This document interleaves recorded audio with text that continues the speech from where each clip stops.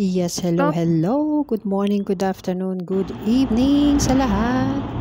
Kung saan man kayong sulok ng mundo nandoon ngayon. Hello, everyone.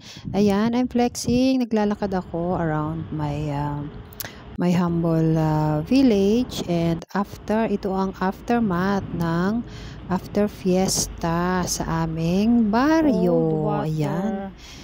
Ito yung 2 days na nagfiestahan ang aming village here, and ayan, naglakad ako ngayon to check out kung okay pa ba yung aming village, gano'n.